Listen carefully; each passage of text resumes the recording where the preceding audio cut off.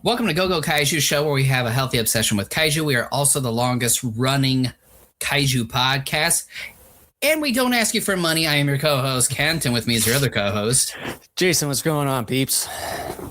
I don't know if this is going to end up going through or not, but on my end, Jason comes through as staticky for me, so hopefully this doesn't come through the recording.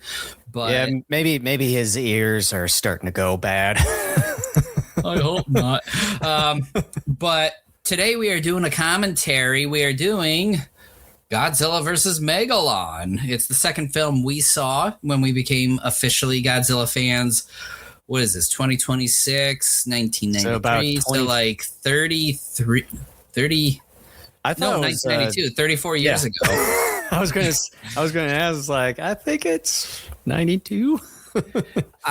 Math has never been a strong suit for me, so that's why that's why I do giant monsters.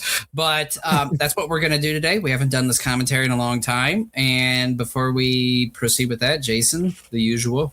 Yeah, if you see a subscribe button down below, make sure to hit that subscribe button as well. Smash the like button. And you can follow us on the following streaming services that are listed right there on the bar. And you can follow us anywhere on the social medias as well.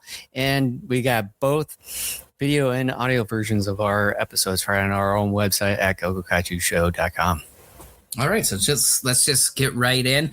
Both of us are using the Tokyo Shock Blu-ray edition of Godzilla vs. Megalon. And so I've got everything set up on my end. The play is highlighted. So for those of you who have never joined us on a commentary before, I count down from 3. I go 3, 2, 1, go. When I say go, that's when you hit play or select or whatever the appropriate button is on whatever player you're using. Yes, I see you. You are very cute. My cat Remington is in here. He's looking for attention. He's showing his belly. As always. All right. Are you ready, Jason? I am ready. All right, so here we go. 3, 2, 1, go.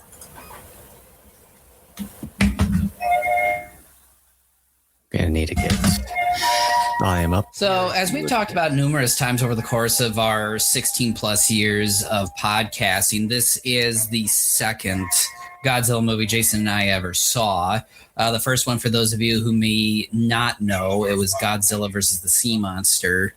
Mm-hmm. And this is a movie that there was a period of time kind of in the, 2000s where I really did not watch it much. And I kind of drank a little bit of the Kool-Aid where a lot of people were saying this is one of the worst kaiju or Godzilla movies of all time. And at one point I had bought an unofficial version of the movie. It was the old pan and scan type that we used to get, or you used to see constantly on VHS. And so I remember one day, there was like one Sunday afternoon in like March of 2008, I said, you know what? I haven't seen Godzilla vs. Megalon in a long time. I'm going to pop it in and watch it. And when I got done with it, I was like, that actually wasn't too bad. Why have I been ignoring it for many years? And in 2012, when we got this better version, both on DVD and Blu-ray, of Godzilla vs. Megalon, where the picture was cleaned up, we got a widescreen version, audio was fixed, and plus it is the full version, boobies and all. We'll get to that point. I remember in 2012 just being enthralled with this movie. I watched it many times when that DVD version came out because I was like, wow, this is like gorgeous now. I have a greater appreciation for it. It's not that terrible pan and scan version of the movie. So this is quietly, in some ways over the years, become sort of a guilty pleasure dark horse favorite of mine. Yeah. For me, I think I'm not sure how many years since I've haven't seen this film since our time in the 90s, and that right around the time when we were reviewing this the first time around, when we were playing X Control Room. Those were the days. Yeah, around 16 or so years ago. But yeah, and I think I got this at a later time. Several handful of years. I think it was at least had to have been before 2020 when I got this, because I think it was out for a few years. Didn't get around to getting it until maybe a few years after its initial release, and I haven't really seen a whole lot of it. I have managed to see the film from time to time when I think it was Tokusa. I forget the name of that. August Ragone works with. The Good, the Bad, and the Godzilla? No. The studio that releases some of these. Tokyo Shock. No, it's Shout Factory? Else. Shout Factory, yes. That they have a YouTube channel that shows the different kinds of Godzilla movies in loop, and this movie is on there from time to time, and I see it on there. This is definitely an underrated and underappreciated Godzilla flick. I think there's kind of this stretch of Godzilla movies. I would argue like Godzilla versus Sea Monster, Son of Godzilla. This movie, Godzilla Raids Again, I think is a movie that's underappreciated. It's just unfortunate that this movie, I think, was probably, it might still be the fastest produced Godzilla movie because everything was done within about 28 days. Mm-hmm. You know, pre-production, actual production, and then post-production.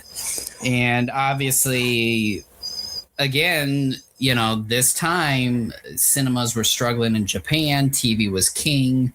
A lot of people were not going to the theaters as much. And so Toho still wanting to, capitalize on the popularity of Godzilla and in general Kaiju, continue to produce the movies, but the budgets continued to shrink quite a bit over time.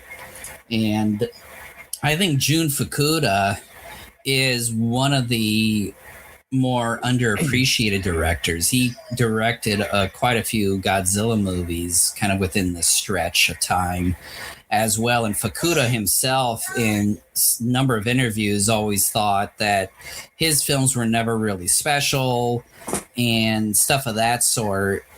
But I really think for what he was given, he produced some fun, memorable Godzilla movies. Mm-hmm.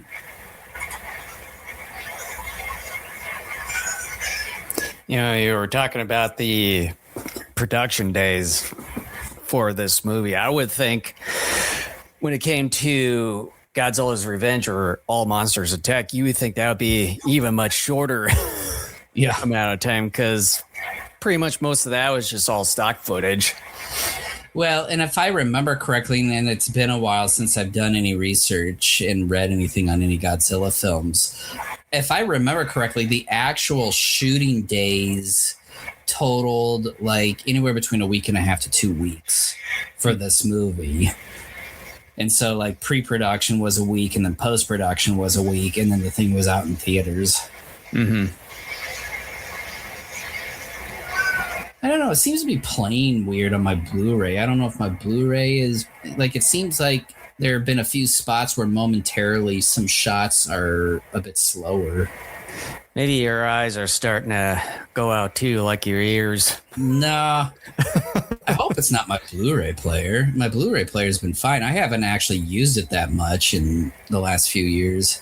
Yeah, this portable Blu-ray player that I've got hooked up to my computer, it's been doing great so far, although there's been times where it kind of froze up, because I think having it lay on top of the Mac here kind of got a little bit too warm. Well, and I've even wondered about my Blu-ray player. I got a number of like my Xbox games sitting on top of it, but I even touched it in the middle of a movie one time just to see if it gets warm, and it doesn't. So I don't know. Hopefully it's not the disc either. If I remember correctly, the disc has played fine. So here we are. I always thought for many years when watching this movie, I'm like, oh, just some random event to start the movie, and never really realized it was the kingdom of Seatopia. Yeah, I always felt that way about this scene as well. It's like, what's going on? And like, it's just some random stuff to get the crowd going. There's an interesting composite shot here. It is virtually seamless. You can see a little bit of movement where characters are, but you don't really notice it unless you're paying close attention. And that's a shot that never really appeared in the pan and scan version. Mm-hmm. And then, of course, you get this kind of wacky, cool, kind of 70s style music. Well, yeah, like really, the composer is Riichiro Manabe, excuse me. And he did the score to Godzilla versus the Smog Monster. So I think, because I've listened to both of these scores before, and the music is virtually identical, except for Megalon. I think there were a couple of musical pieces, not too many, like no more than 2 that were made specifically for this. Otherwise, and one of them, of course, is the Jet Jaguar song near the end. But otherwise, it's virtually the same music. Yeah.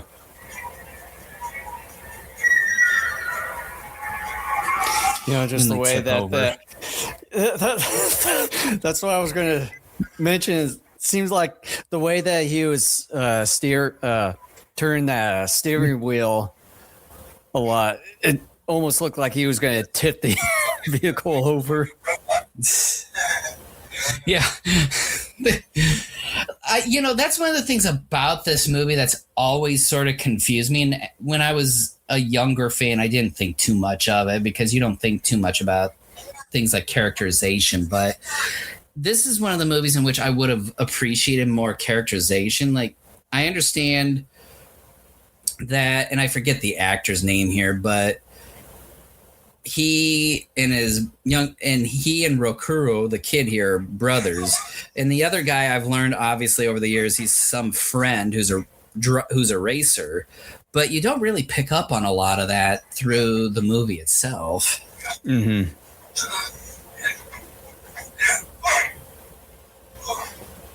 I always thought it was weird to have these hanging cubes next to your front door. I would think that would be pretty annoying. So let's say you're trying to bring in a new piece of furniture and it's got to go in the main area. You got to go through these 2 hanging cubes. Yeah. Yeah, when I first saw those, I was like, what's really the point in those? But I think they're just kind of hanging off to the side there without any entrance or something of the sort there. Well, they got like racing pictures on them. So I guess it's just some sort of unique way of hanging pictures up while causing a pain in the ass. Yeah. I'm like, I've never known anybody to do that.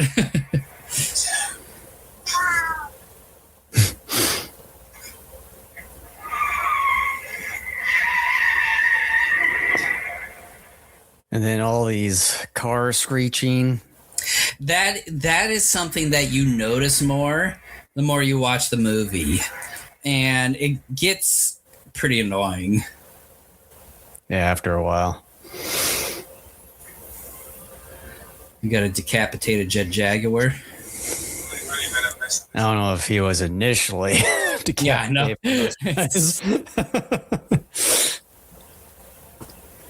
And then, with that pan and scan, it's like you don't really see a whole lot of like the surrounding areas. Mm-hmm. And it's like you kind of start to discover some of the things and all that. And like in the previous scene in here that you notice they a little RC vehicle kind of in the front of the shot. Yeah, I never even noticed that. Scan is awful. You don't really realize it till you're able to eventually track down a full version of whatever movie it is that you're watching. You're going, wow, this actually makes the movie more enjoyable. Mm-hmm. Even Remmer says so. Yeah. I've always kind of wondered, the location where this place is supposed to be kind of in the middle of nowhere or something. I wonder if it's still there. Or if it could be demolished. It is a real unique layout for a house. If it is a house. Yeah, like it definitely reminds me of a lot of 70s stuff, because when you watch shows from the same era like Kamen Rider, you get similar buildings that show up in some of those episodes. Uh-huh.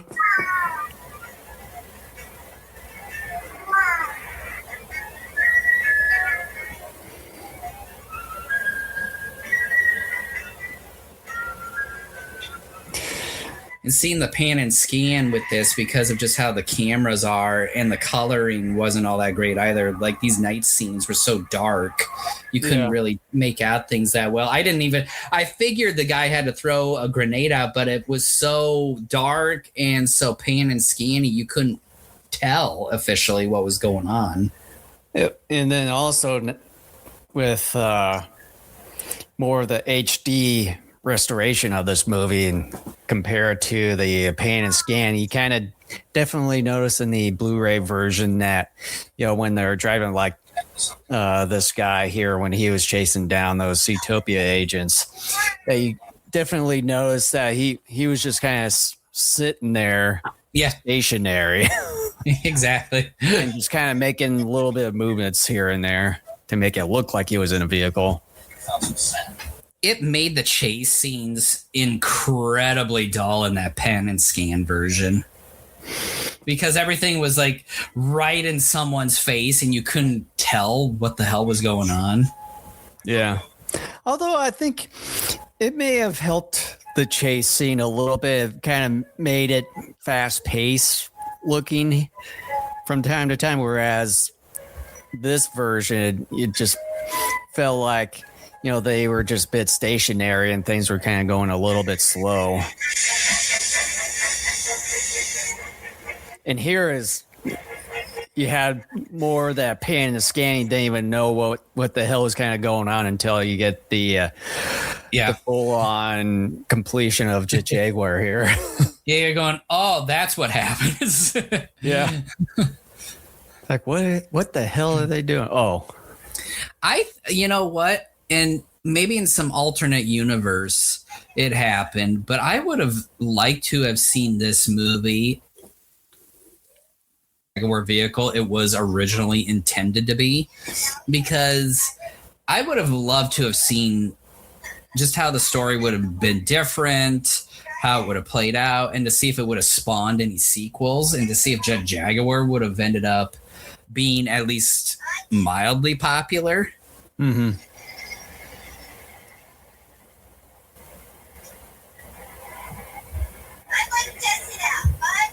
I remember when I was younger, I saw that and I go, it's really small, but I would love to have something like that, because then I could go down the street real fast. I could go to school using that little moped rather than walking.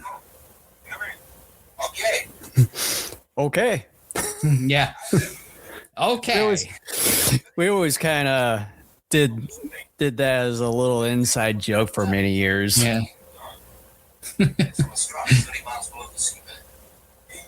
Well, I think I remember one time when we were doing some other commentary, and there is this thing that runs throughout a lot of these Toho sci-fi films where someone gets on the phone and they go, hello, this is so-and-so speaking.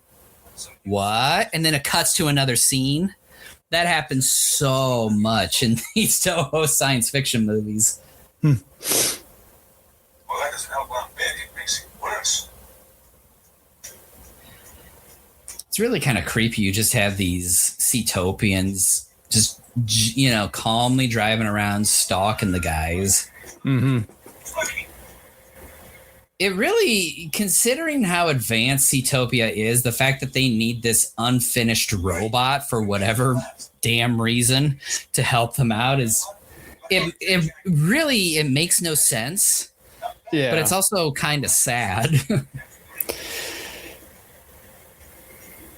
It just sort of tells you that they're not really all that advanced science-wise, even though it kind of looked like they were when they show the Seatopia or the, was it Mu or Lemuria? Well, it makes you realize that this movie definitely was produced in an incredibly short period of time. Mm-hmm. That's kind of creepy to have a kid abduction in a movie. Yeah. I can understand why that was cut from version in the U.S. here for a number of years. It's the right way.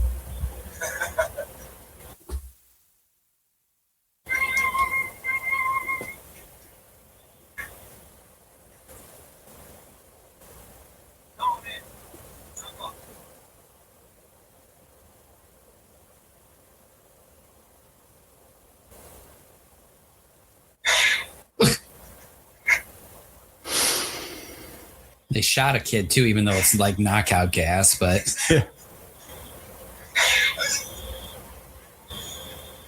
I wonder what it is that they actually shot out of that, because you still probably don't want to inhale whatever that is. Probably just one of those cap things. You could still inhale. It probably smells decent, but then you realize, oh crap, like if you get enough of this in your lungs. They have the inventor too.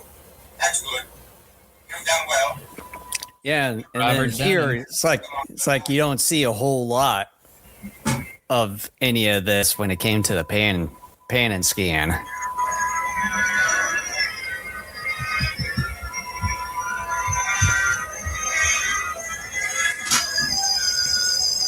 Yeah, there's a lot of shots that make no damn sense in pan and scan, just because of not only what they focus on, but also what they just are unable to show you. Yeah.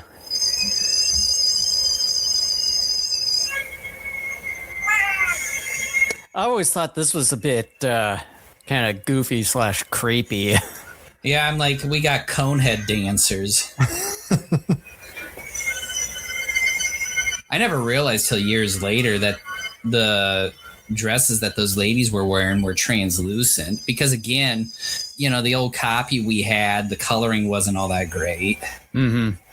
I thought they were just wearing white dresses, but then years later I'm like, oh, they're wearing like essentially bikinis underneath that.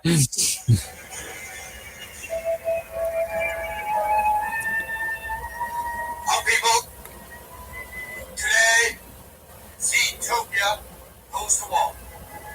After 3 million years of peace, we finally have to fight. We don't want to, but the people of Earth leave us no I'm choice. curious about that tattoo on his right arm. They've already destroyed a third of our country. Come on. Seatopia will strike I back. want that headgear. But yeah, you can see how sort of advanced that they look, but yet they needed Jet Jaguar for whatever reason. Look off to the left. You see the wrinkles in the... Oh, yeah. I did not even notice that. It's an obvious set, unfortunately. It's still cool. Wake up! Megalon! Again, this just goes to show you the quick production of this film, where if they really wanted to, or if they had the time to do so, I should say, is, the king here is talking about how nuclear testing has destroyed a third of the Seatopia country. You could have, with more time, tried to develop that into a story that would have tied in with Godzilla's long-standing allegory of nuclear weaponry and just nuclear material in general, and maybe, tied in some other social commentary with it. But again, it's just like, nope, not enough time. Mm-hmm.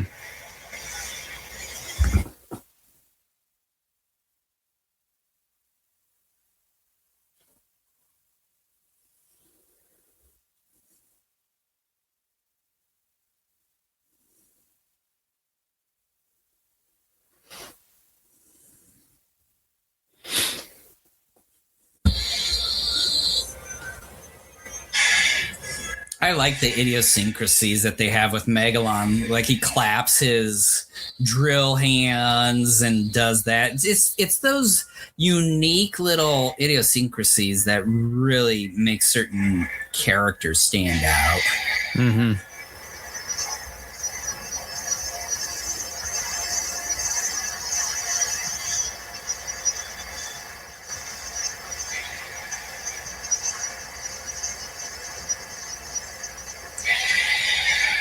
This looks a little weird. Like I think we're supposed to believe like either this is a tunnel or he's drilling through. Like I've never been able to necessarily understand.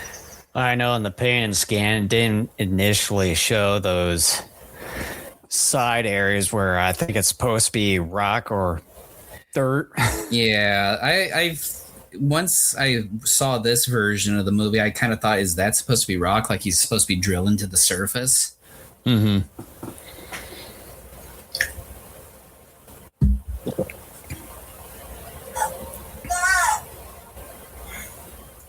Let's take it.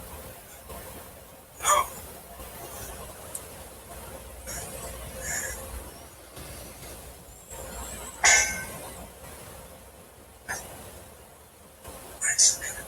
No shit.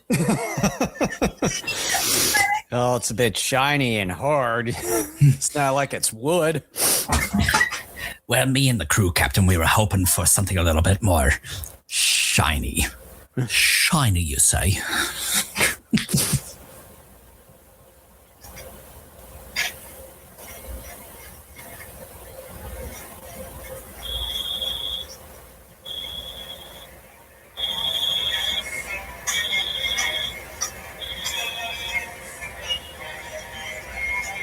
Man, can you imagine wearing that mask? Like, I don't think your eyesight's all that good, and going down those concrete steps. You're walking, you're like, shit, and then you start tumbling down. Well, I think as far as eyesight, I think it'd be a lot better compared to when you're in a Godzilla suit. Oh, yeah, it would be, but suit. I still think enough of your peripheral vision is going to be blocked that... Oh, we're going to get nudie pictures coming up here.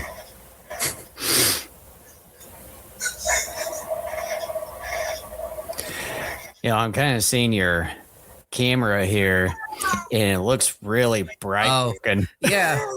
Well, you know something, when we were Skyping, well, not Skyping, but doing a Google Meet with mom and dad. Boobies! When we were doing a Google meeting with them here like a couple weeks ago, the camera did that too. And I don't know why. Like every time I stepped away for a few moments, it did that. So I don't know what is going on. Maybe if I turn it off and then turn it back on. I mean, we're getting 100,000 yet.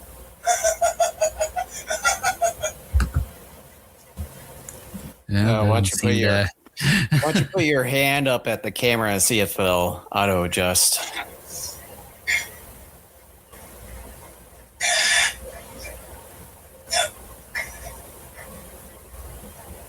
But then if I take it away, it's probably gonna. Well, where are the others now? I don't think it really did anything. It's much better than it looks. Well, we'll give it time. Maybe we're doing a commentary anyway. Yeah. So I got the thing overlaying so they won't see what we're doing. Oh, there we go. Yeah, there it goes. I don't know why it does that. Like, I'm hoping it's not some weird software glitch, but yeah, it was doing it a couple weeks ago.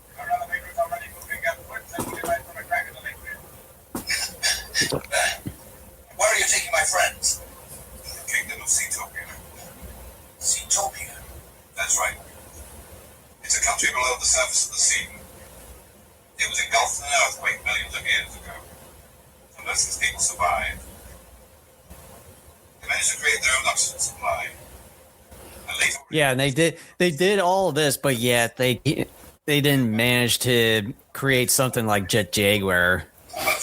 I'm curious though, like if there was no oxygen, after their civilization crumbled, how would you get enough people to hang out down there long enough to kind of help build, the appropriate apparatus to get oxygen down there? Because it would tell me virtually everybody would have to come to the surface for a while anyway if there's no oxygen. I know I'm thinking too much into it, but I would at least say just caves and stuff where the oxygen kind of manages to get down.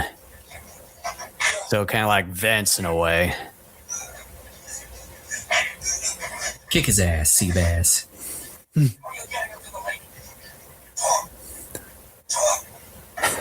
Yeah, he can't talk when you bash his head on the floor. I would have killed this guy. Well, I mean, seriously, the fact that they came after you guys twice, I would have killed him. I would have found his gun or something, like shot him. Well, just the way that he bashed his head on the ground, you would think it would just completely knock him out that way. Yeah, maybe. But of course, Toho science.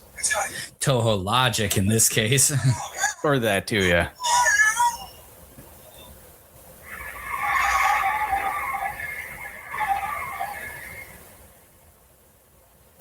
Here we go with another car chase of sorts.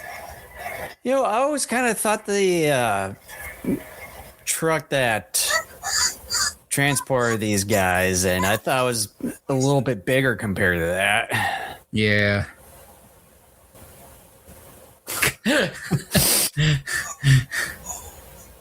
Like in the pan and scan version, you kind of had that part a bit blurry and then become unblurry. You missed out on a comedic moment. My mission has just escaped. You're transmissing the events from the robot. He's also aware of the whole story about mission here. You must get it.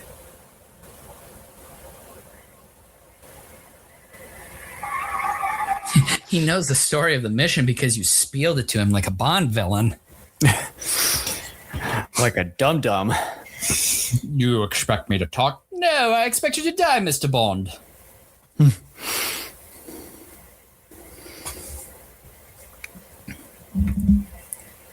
So you get more stationary. I was about to say, yeah, he's obviously not going anywhere. I would like to. I forget the actor's name, but I would love to see him come to a G-Fest. Yeah, I think it may be Yutaka Hayashi. It makes me sad because a couple of years ago, Dwight Eisenhower was supposed to be there, and then he had to pull out for some reason. Although we have managed to see Katsuhiko Sasaki and then Hiroyuki Kawase. Yeah.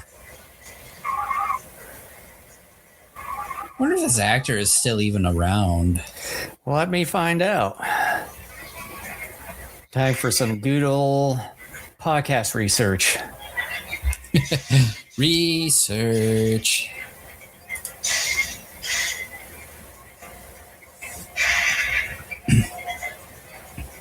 I wonder how they figured this whole thing out. Like, how did they scout this? Because with such the short production time, and who just thought, you know what, we're going to have our vehicles go down a staircase. And they're just like, hey, here we go. And then here's another sharp angle thing where, yeah, people could die, but we're willing to risk that to create an exciting movie. Sent you a link here. It seems like he was just recently interviewed here just about a couple or so years ago. Kind of recall his acting career along with Godzilla and everything. With kind of a more recent photo of him. So it seems like he's still kicking since this time. Oh, Brett Hominick? No.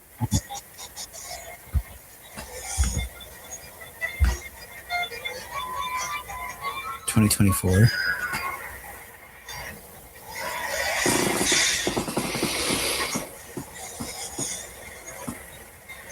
Oh, wow.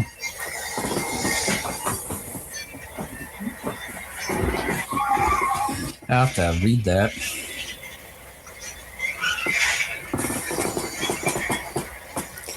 Yeah, better. I always thought, like, when I was a kid, this was milk. I always thought it was paint.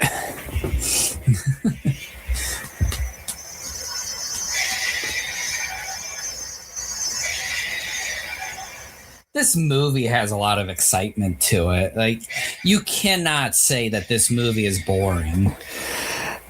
Yeah, I would say a lot more excitement compared to Godzilla's Revenge, where it's just all stock footage. Whereas this one here is just complete, like, all made from scratch without too much stock footage. Yeah, and I know I've talked about this before, but for years I was a person defending this movie and Godzilla's Revenge. And then, like, in 2019, all of a sudden everybody got on this Godzilla's Revenge bandwagon. Yeah. And then I became that person that's like, well, hold on here, everybody. Like, it's like I defended it for years, and then I was the one that's kind of like, okay, look, it's not terrible, but it's not this masterpiece that so many of you are claiming it is. Yeah, now slow down there. Yeah, put that pony back into boobies.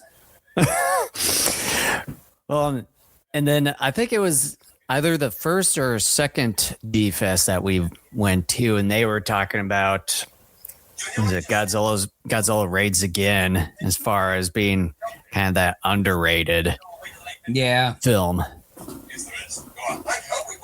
It really is. Like, a lot of people seem to forget that movie,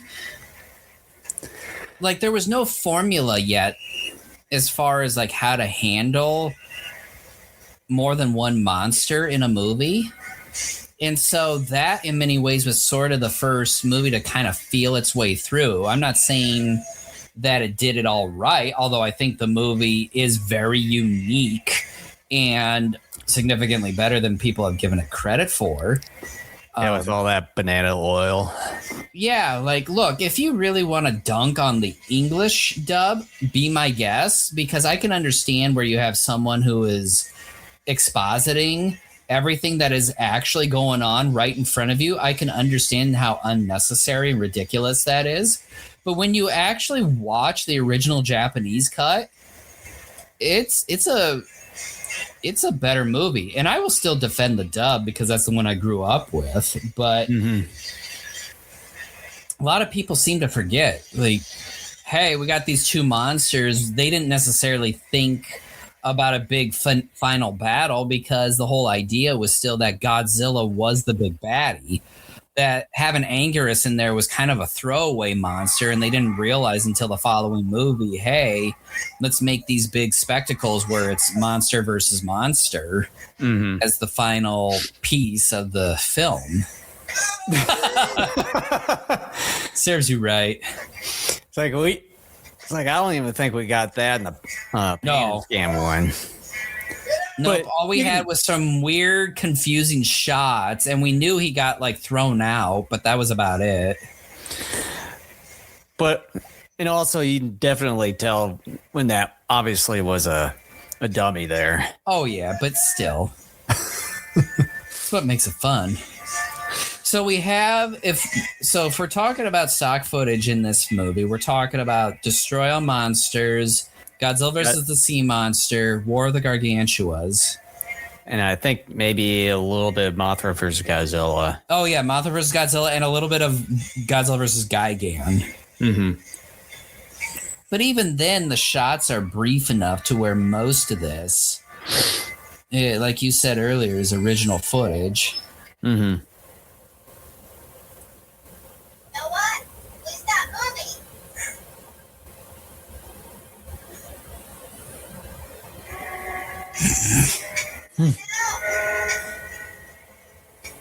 Quick, brace your wings.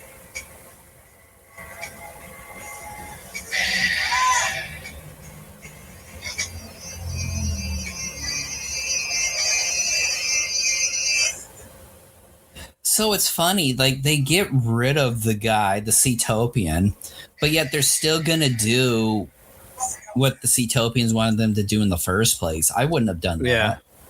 I would have stopped, opened up the back, and taken the appropriate steps to do whatever was necessary.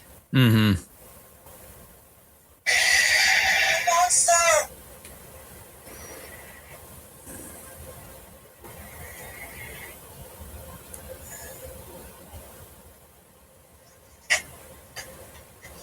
Hey, Mr. Right, please. That monster is here. Where's the European gun? We threw him out of the truck.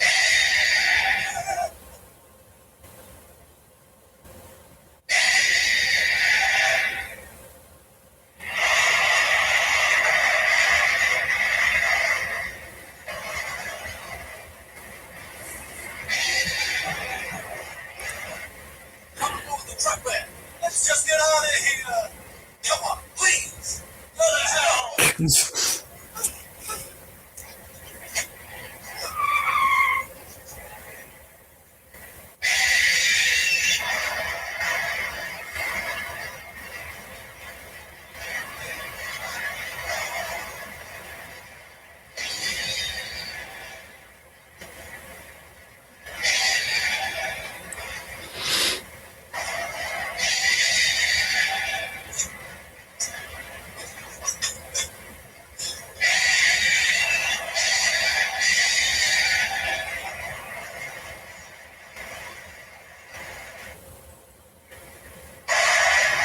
For a movie with the kind of budget it had, this damn thing still is pretty impressive.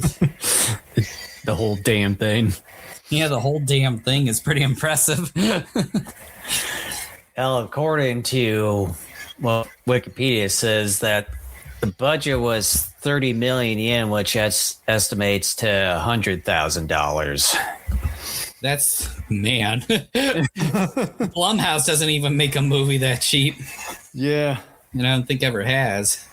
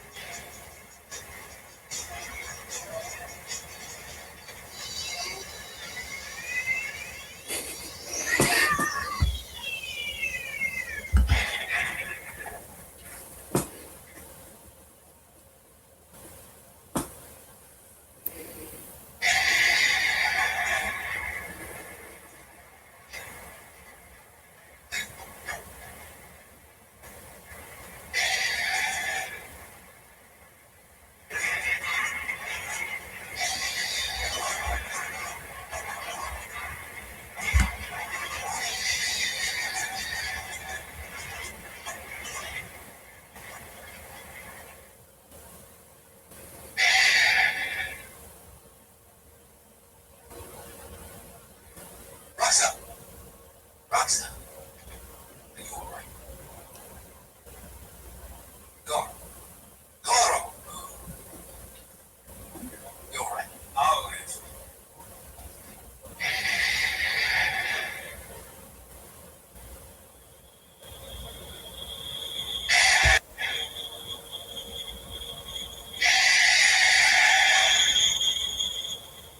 He's not going to harm you just yet. Isn't that Jet Jaguar there? Yes, it is. It's him, all right. Then Superman lands, hiya, kid, and then the kid underneath his breath goes, shit. With this, I built a miniature control transmitter in case the main computer fails. Why not? This thing can only operate when it's got line of sight. On fire! Sounded like he said on fire. On fire!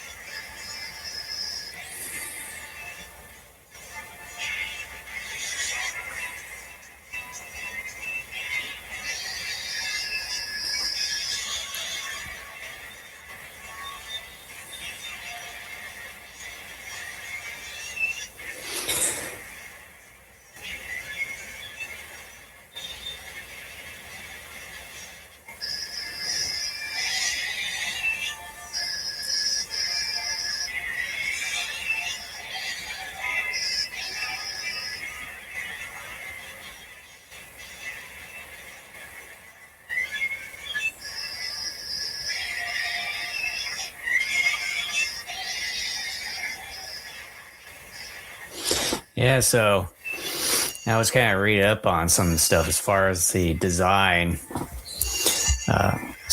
on the kaiju suits and everything. They were saying that the Megalon suit is one of the heaviest suits that was ever produced since the 54 Godzilla suit.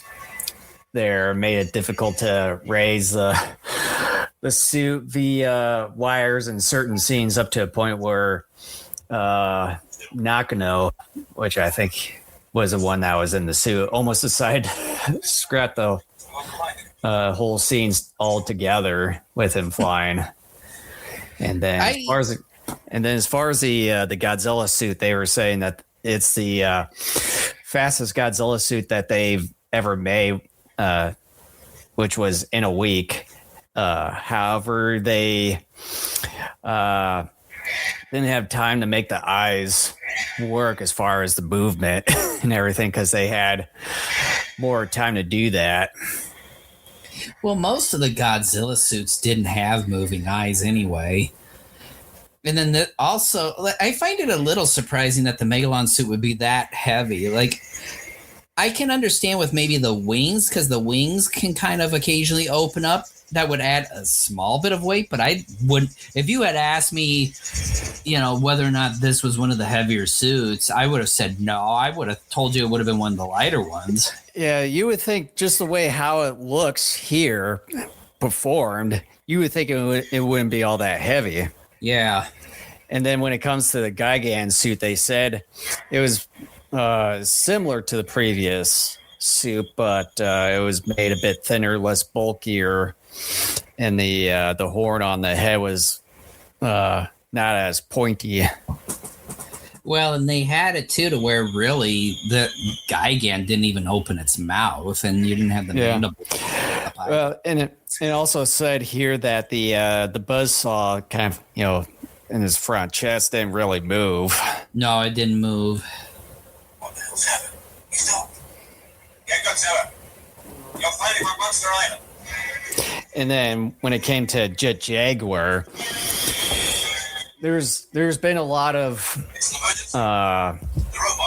things going around saying that the Godzilla vs. Megalon movie was originally planned as a solo Jet Jaguar movie, but apparently there was no evidence of it being that way.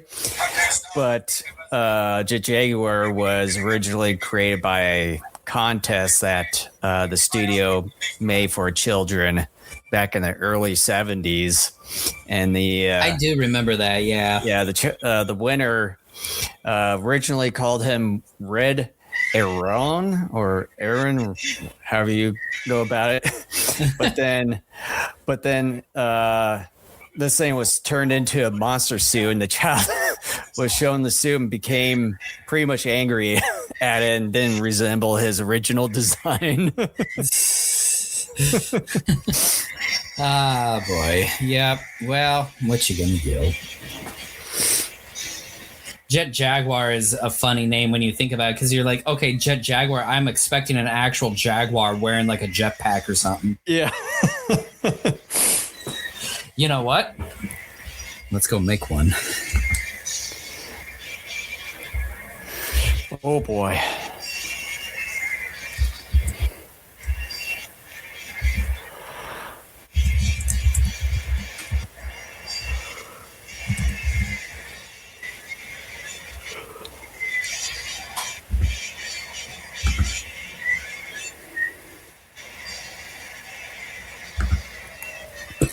Yeah, and some of the stock footage here, you'll be able to see a little bit of Gigan's hook hands. Yeah. Yeah, and then like some of the jet footage is from Sea Monster. It's like when I saw that the first time when we watched the movie, or maybe a couple or so showings afterwards, I kind of noticed that I was like, aren't his hands kind of more straight instead of kind of on a hook there? Until later on the years when we were watching it, it's like, oh, it's the stock footage from Godzilla vs. Gigan. Well, here, I don't know if I can paste it in here. No, I can't. I'm going to have to paste it in Facebook. I just told it to create a Jet Jaguar character. I didn't necessarily think it knew, but this is kind of creepy. I'll have to refine, but this is what it came up with.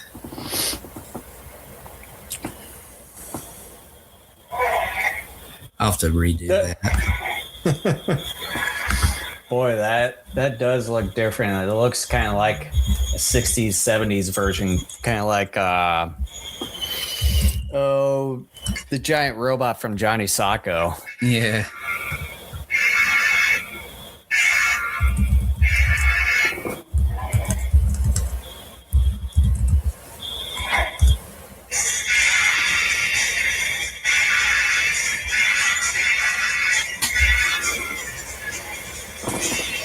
I do like this Godzilla suit, though.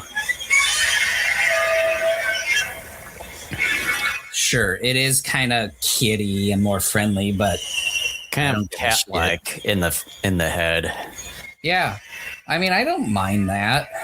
You know, and because we see so much stock footage, I knew when we originally saw this movie years ago, I could tell that, yeah, there was a lot of footage borrowed from Sea Monster that at the time, I thought this was a direct sequel to Sea Monster. Okay, here we go. You're still going to kind of chuckle just because it still borrows an awful lot, but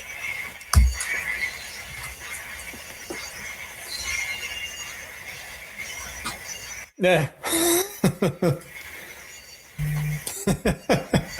I'm going to see if I can refine it some more.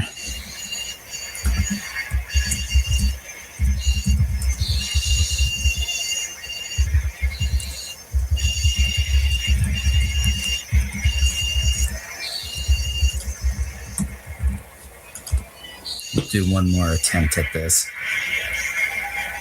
Yeah, a lot of this here was here another movie, Godzilla vs. Monster Zero.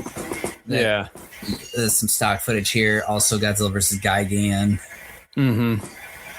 I think even Ghidra, honestly, the three-headed monster is kind of where some of these come. So yeah, you get a number of. Obviously Gigan there.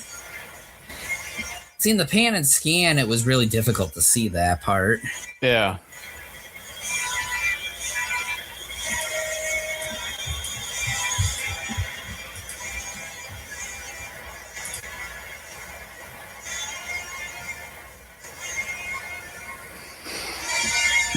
Okay, I can almost like the Rocketeer maybe, but at least it's a bit more original.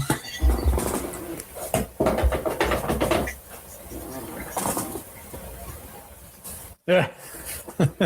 Kind of does look like Rocketeer.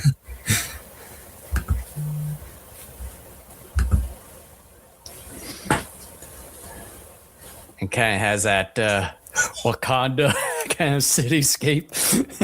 Yeah. See, look at that. Like, that house has like a bamboo tree or some type of tree grown up inside part of the house. It'll probably be bamboo. Because I've seen quite a bit of bamboo forest when I was in Japan. I rewatched the Netflix Unsolved Mysteries episode where they were talking about people in and I forget the name of it. It's the area in northern Japan, the Ishimanoki. I forget the area. But it's where a lot of the tsunami damage from 2011 happened. And a lot of people were reporting seeing ghosts and people from... Oh, dear Lord, that's a lot of blood from a model airplane. Yeah, but then when you see him, one of the shots there, it looked like he didn't have any blood on his face at all.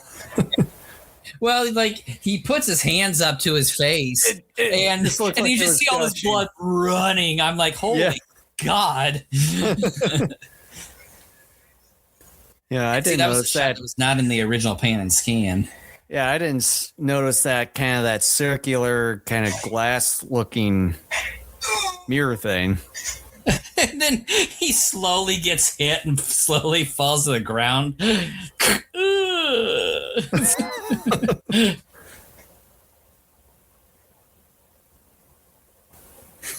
He's trying to sneak. Some of these are so funny. It really is. You worked out fine. The robots come up for Godzilla. That's right. The monster's getting closer. We better go. What about him? Take him. Right. Like, throw him off the cliff. I would have taken the helmet I was wearing and whacked him in the head many times until he died. I would have. Again, like, why are they trying to keep this guy alive? Or just take the model airplane again and see. Yeah, hold him up and then they throw it at him again. They just keep throwing it at his face until he...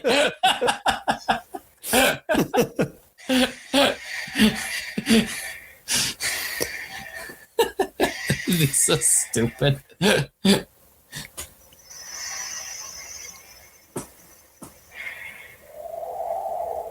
Oh. It's like that scene, you didn't see that one. Oh, no.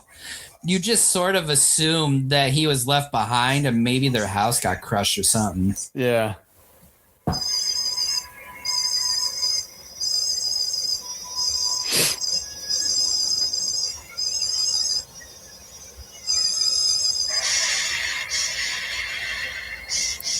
I remember when we saw Gigan appear in this movie years ago, we were like, oh, we get another monster.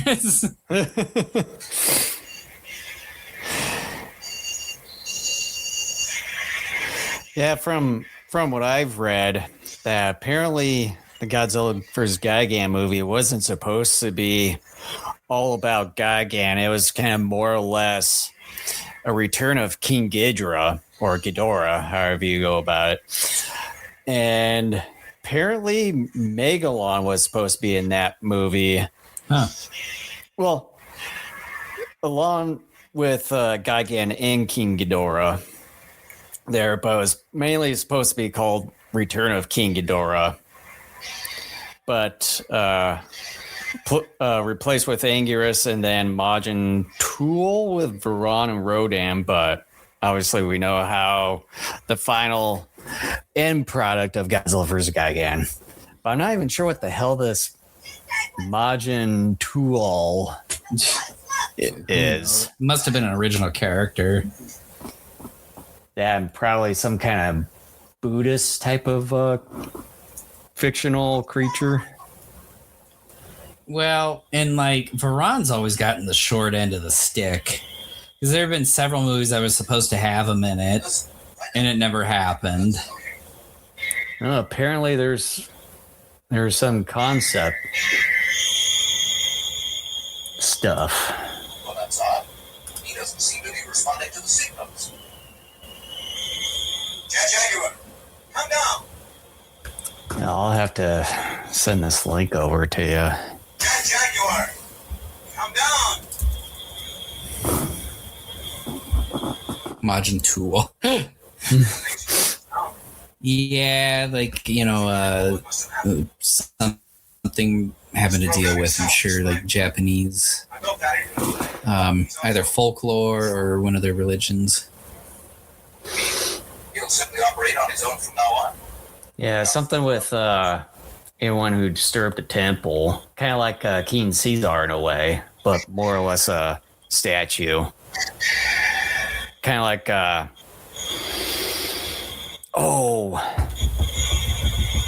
Daimajin.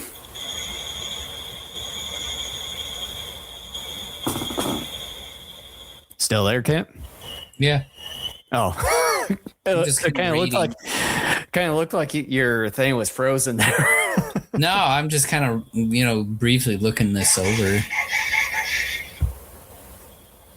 But yeah, it looked like in one of the things there said that it was likely inspired by the Daimajin. I don't doubt that. Statue.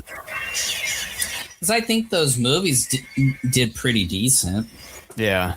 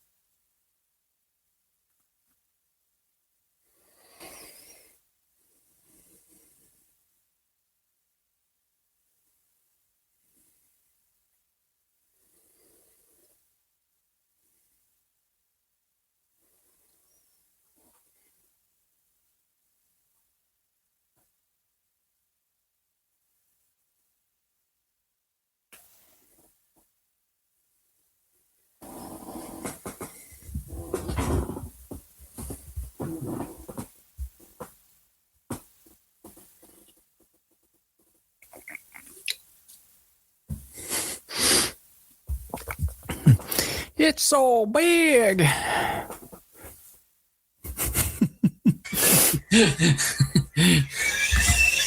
That's what she. Never mind. I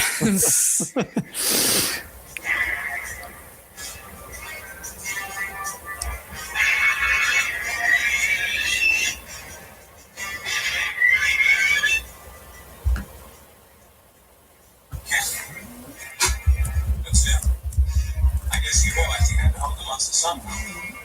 So he just programmed himself in some way to increase his own size.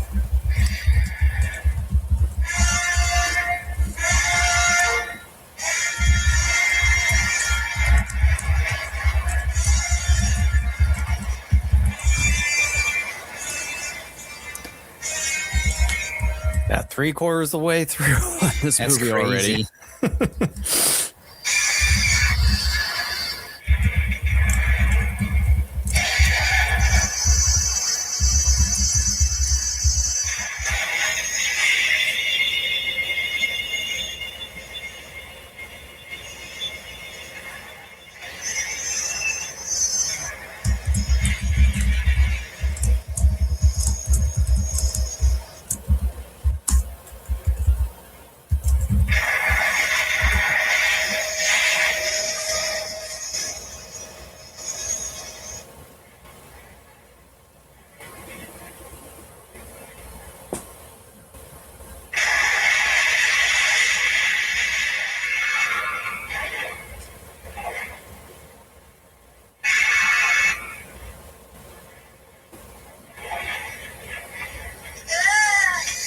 Ugh.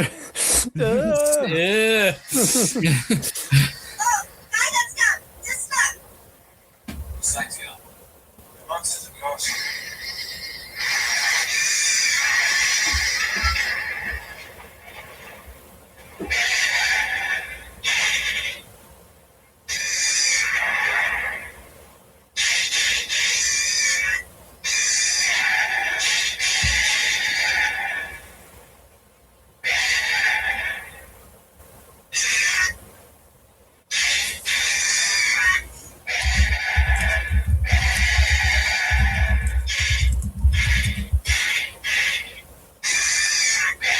Kind of cool that they're communicating with hand gestures because none of them have like digited hands. Yeah.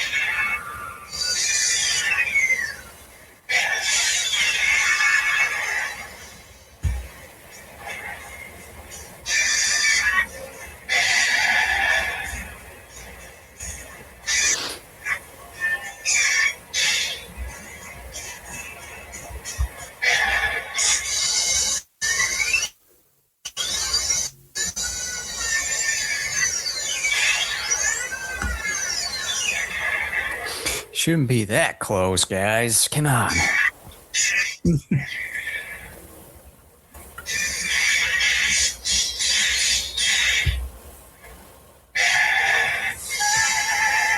He just comes in jiving.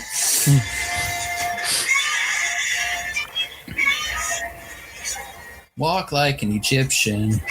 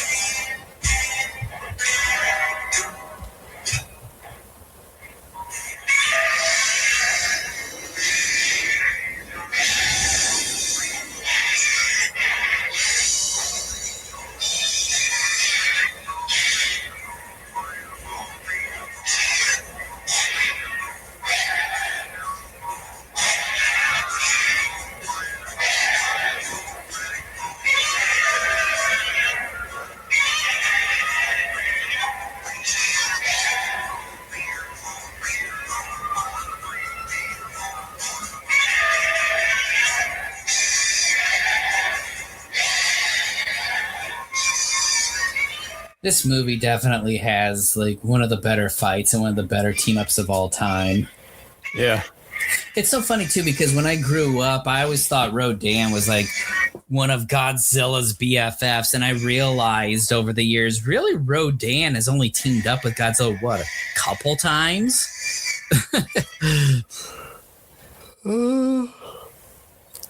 Yeah, probably around there.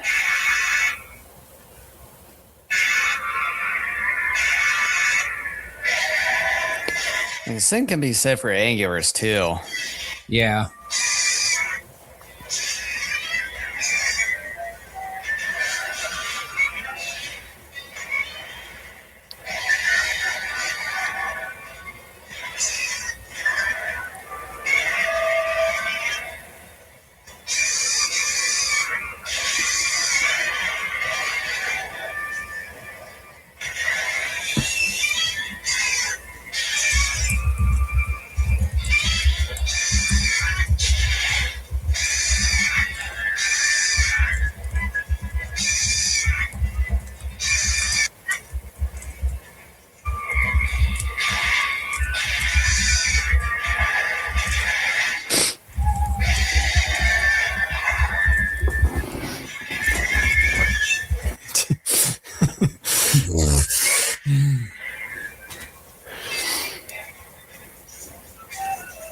It's like Godzilla just pokes him with a tree a little bit and just goes down for a count. Stay down.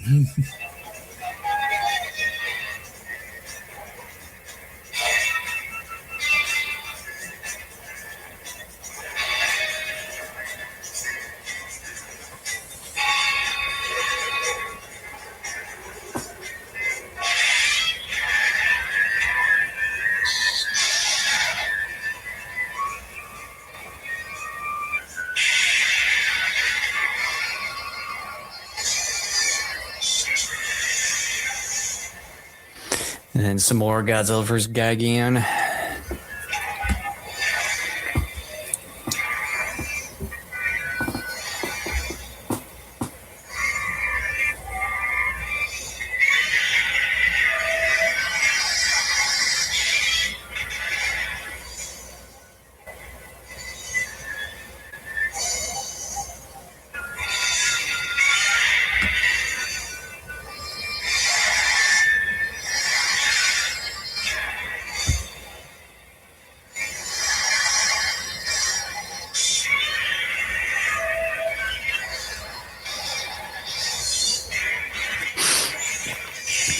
Oh no, the Children's Museum. It got ruined again. Meanwhile, we get a side shot of one of the cockroach aliens going, damn. Ball shot.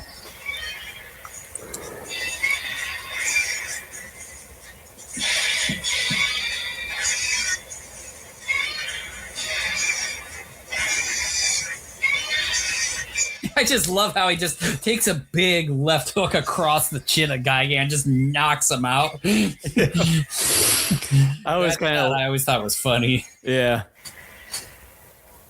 It's like, take this, and then just kind of for a moment just stops moving.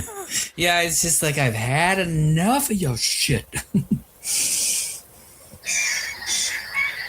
But yet he falls backwards. I whatever.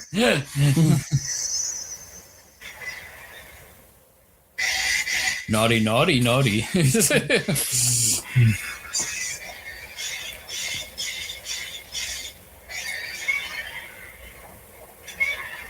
Godzilla's not very good at King of the Hill. Needs more practice.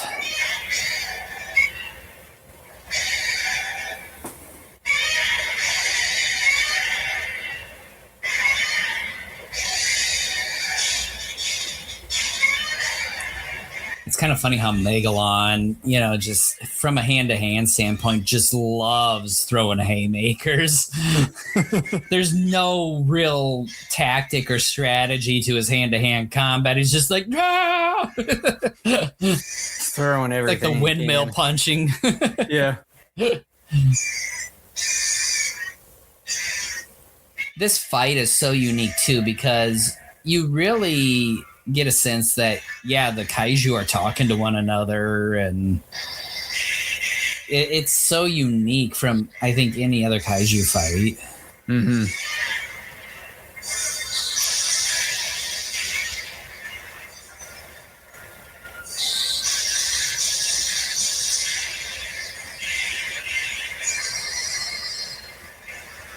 Oh dear Lord! I didn't realize like the plates were on fire there.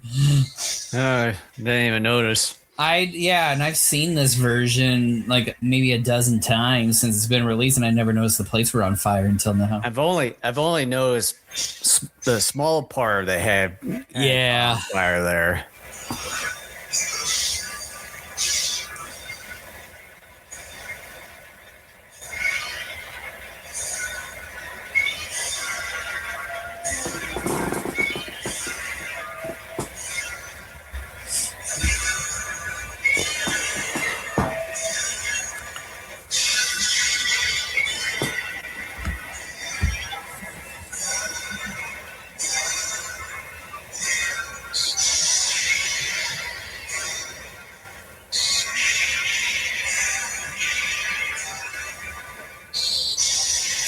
I do find it pretty amazing that, first and foremost, the flames are not super high enough to where it necessarily is trapping them. Like, they could have jumped if not taken a decent step over them. But then the fact, too, it takes Jet Jaguar as long as it does to realize, oh, I can fly over this. Yeah.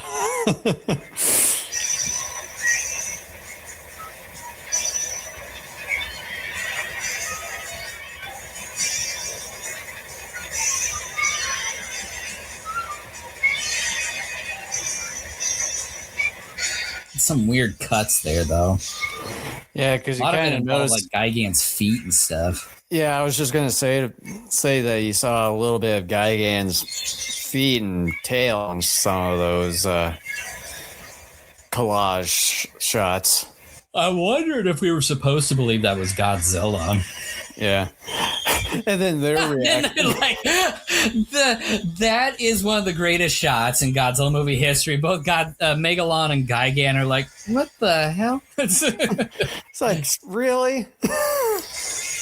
That's one of the things about this final fight in this movie in particular. Like I was saying a bit ago, it's as if the kaiju really are talking and emoting in a way we have never seen before or since. Mm-hmm.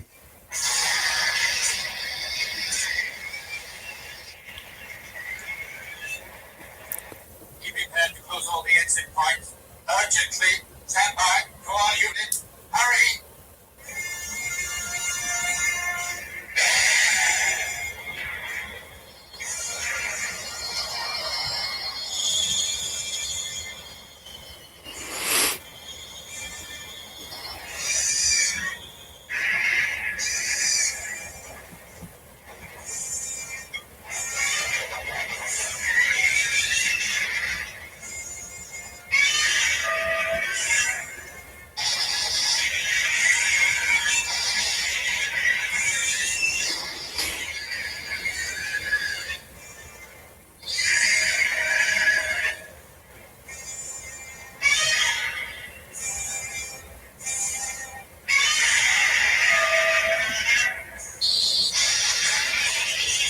Well, that didn't work.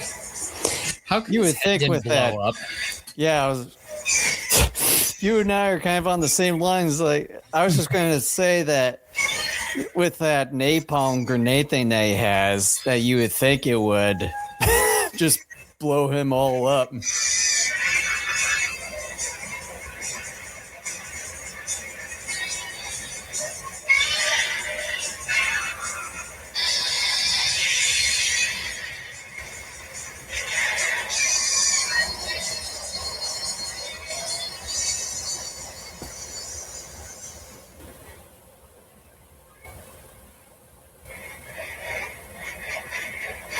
Now, time for the famous scene of the movie. What's the meme that goes with this? Like, I forget. Haters gonna hate. Haters gonna hate. Yeah.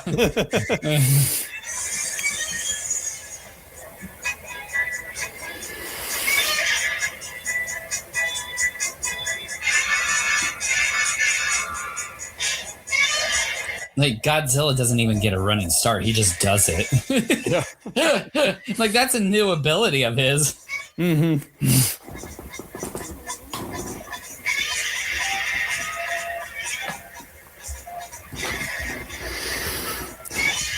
And then like just seeing Megalon's legs kind of bent like that. Yeah, well, look at the Godzilla suit. There are all these weird, like, dots on it. Yeah. Are those the squibs or whatever they're called for, like, explosions? I don't know.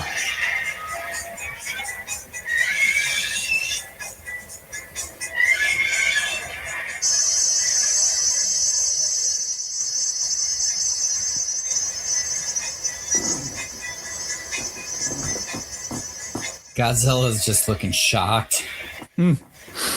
He flew off with my balloons. Close down all the exit points.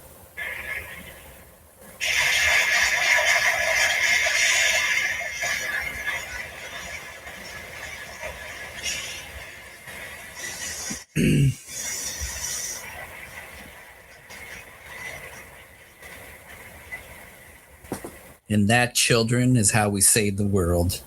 Don't you mean Godzilla? I said what I said.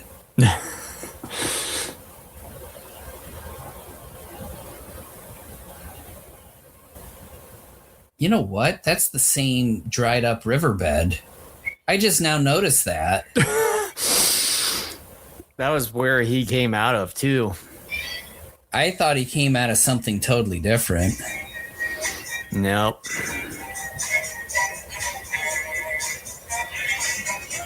Friend? Friend. Good friend.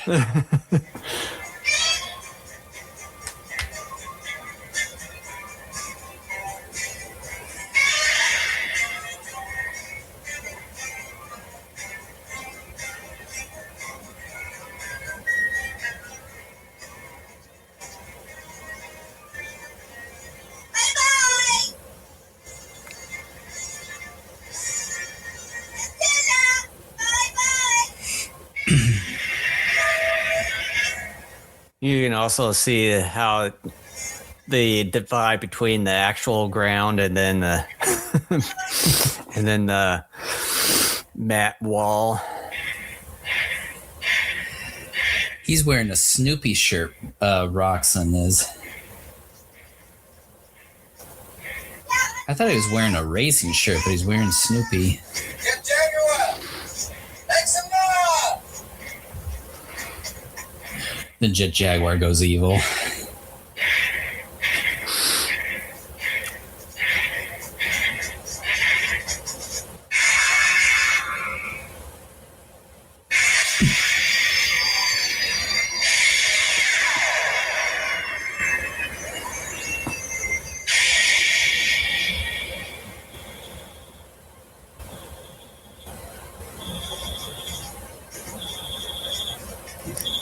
And then does a judo chop. Yeah. Let's go up there, shall we? Huh? Hey, Oh, I think I saw the actor blink in there. hey. Hey, isn't it? I don't know. Control. Try it. No, not that one. Let's go.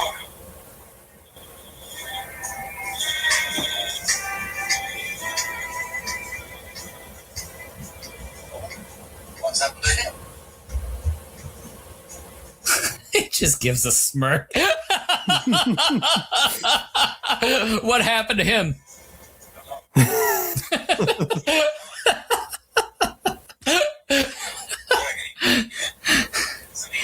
Oh, that's terrific. We'll warn the Satyrs to be more careful in future. I'd like Seatopia rest in peace. You know what I miss is that they cut out the part of them standing for like a second or two. Yeah. I miss that so much. Yeah. They completely cut that little part out. Yeah, I demand a refund. I need that scene back in. Well, don't you still have that whatever copy? Oh, heck from no. before? Oh. The old pan and scan, I would never watch that again after getting the DVD and Blu-ray. Like, I don't know if the Criterion one. Oh, I don't think it does. I got the I haven't gone through all those, but I'm almost positive they don't have it.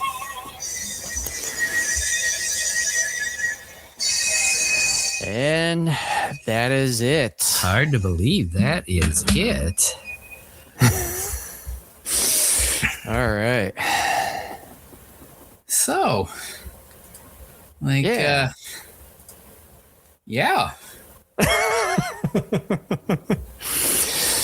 What are your thoughts? I still like the movie. I think if you get away from the old pan and scan and you get something like this, it enhances the movie because you can see everything and you get better color saturation. You get everything. And look, if you want to go after the movie for weird plots and stuff of that sort, okay, but considering this was a film that from day one all the way to the time it was getting ready to be put into theaters took 28 days. And for the budget that it had and for the really pithy amount of time that they had to produce this thing, this is actually pretty darn good, all things considered. And again, maybe I'm a little biased because, again, this was the second Godzilla movie we ever saw. And so in some ways it has a warm place for me in my heart. But, it's just, it's one of those that, just is, I really like it. I think it's a good movie. I think it's entertaining. It's nothing where you're going to, have, any real deep storytelling. It is very surface level storytelling, which is fine. There's a lot of goofy moments in this, which I think have added to the charm of this film. And again, maybe that's just because I've been watching this movie for 34 years that I'm used to that. But I still think it's a terrific watch. Mm-hmm. Yeah, I'm kind of in the same boat as you, just watching it a handful of times over the years, and including when we started following the whole Godzilla Kaiju genre 34 years ago, and then finally get to see kind of the more uncut, the pan and scan original version of the movie, that you tend to see more of the stuff that was cut out before in some of those VHS versions that we had there, and kind of adds more to the story and then having things made much more sense with those things fully intact into the whole original version of the film, and just seeing more of the surroundings, or kind of makes you appreciate this film much more than just the whole pan and scan version that we've had for many years. And yeah, it makes it much more better to watch this time around. And of course, the last time I managed to watch it, probably years ago when we were talking about it during the Planet X Control Room and Daikaiju Network days there. Yeah, it's still a fun, goofy movie as always, but much more better with it being in its original version this time around, instead of just being kind of cut up here and there. Yeah. So, yeah. I think it's an underrated, underappreciated movie. So Until people start to rave about like they do with Godzilla's Revenge. I mean, I don't know. I may hop on that bandwagon more than I would with Revenge, because Revenge is like half of it is stock footage. And a lot of people are talking about latchkey kids and stuff. And I'm going, that's very surface level in that movie. It's not as deep as you make it out to be. It's like, sorry. It's not this piece of garbage that so many of you who are now hopping on the bandwagon, ironically, were claiming it is, but it's not this deep masterpiece either that has some social commentary we're saying on it. It's like, no. That's not what it is. It's like if you're jumping on that bandwagon and doing all this stuff with Godzilla's Revenge, then you better start doing it with the 98 Godzilla like we've done for years. That's never going to happen, unfortunately. But yeah, thank you so much for joining us. We will be back in a couple weeks. Jason and I, at this moment, are a little unclear as to what to cover next or what we're going to do next. But that's something we will be talking off air, and we will take it from there. All right. And if you see a subscribe button down below, make sure to hit that, as well as smash the like button, and then follow us on the following streaming services that you see listed down below, as well as follow us on the other social medias. And then we've got both audio and video versions of our episodes right on our own website, gogokaijushow.com. So with that, thanks for watching, and we'll see you guys next time. Thank you.